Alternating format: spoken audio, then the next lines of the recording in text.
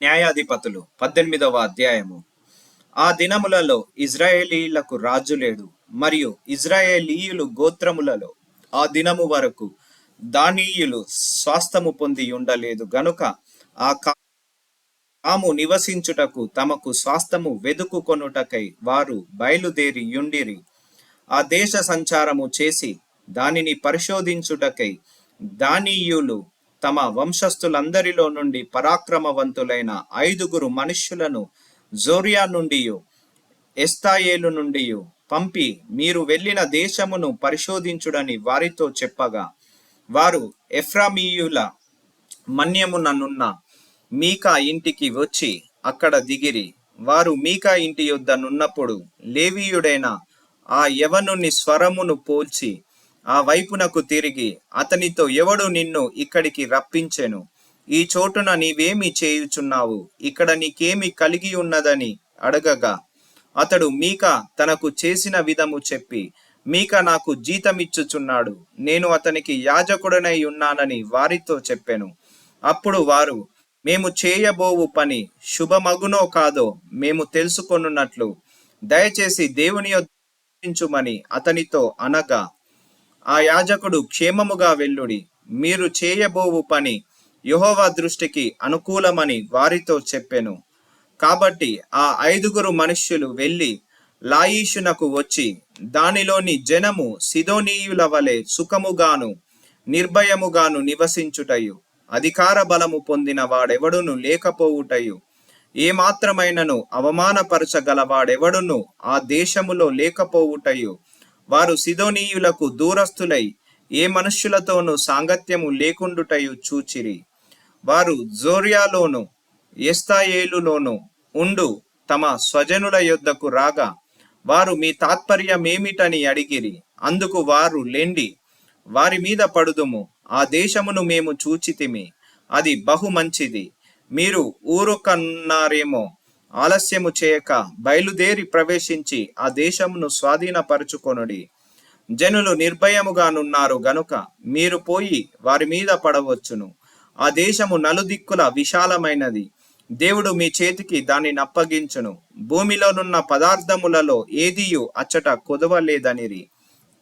అప్పుడు జోర్యాలోను ఎస్తాయేలులోను ఉన్న దానీయులైన 600 మంది యుద్ధాయుధములు కట్టుకొని అక్కడ నుండి బయలుదేరి యూదా దేశమందలి కిర్యత్యారీములో దిగిరి. అందుచేతను నేటి వరకు ఆ స్థలమునకు దానీయుల దండని పేరు. అది కిర్యత్యారీమునకు పడమట నున్నది. అక్కడ నుండి వారు ఎఫ్రాయిమీయుల మన్య ప్రదేశమునకు పోయి మీకా ఇంటికి వచ్చిరి. కాబట్టి లాయిషు దేశమును సంచరించుటకు పోయిన ఆ 5 మనుష్యులు తమ సహోదరులను చూచి, ఈ ఇండ్లలో ఎఫోదును, గృహదేవతలను చెక్కబడిన ప్రతిమయ, పోత విగ్రహమును ఉన్నవని మీరెరుగుదురా?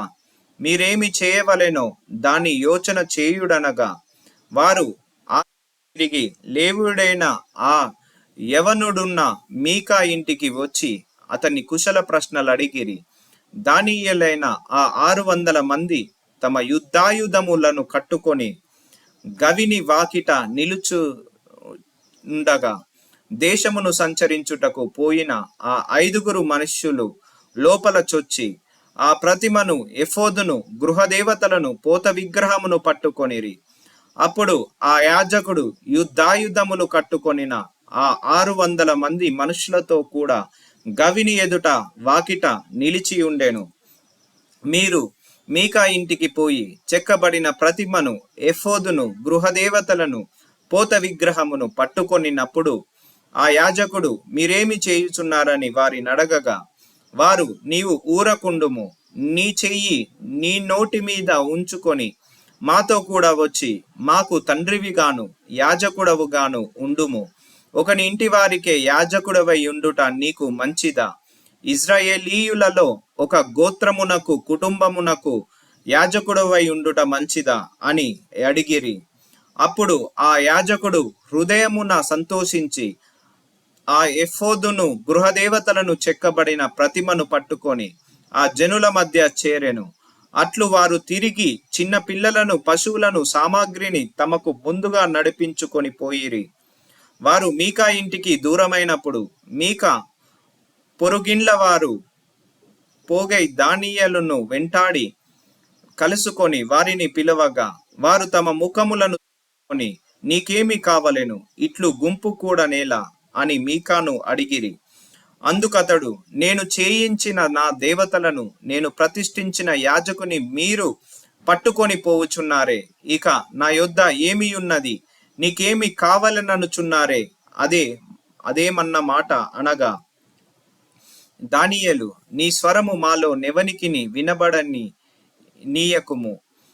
వారు ఆగ్రహపడి నీ మీద పడుదురేమో, అప్పుడు నీవు నీ ప్రాణమును, నీ ఇంటి వారి ప్రాణమును పోగొట్టుకొందువని అతనితో చెప్పి తమ త్రోవను వెళ్ళిరి. వారు తనకంటే బలవంతులని మీకా గ్రహించిన వాడై తిరిగి తన ఇంటికి వెళ్ళిపోయెను.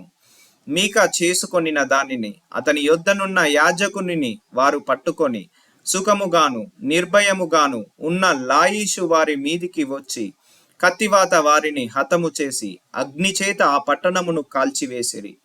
అది సిదోనుకు దూరమైనందునను వారికి అన్యులతో సాంగత్యమేమియూ లేనందునను వారిలో ఎవడైనను తప్పించుకొనలేదు. అది బెత్రెహోబునకు సమీపమైన లోయలోనున్నది.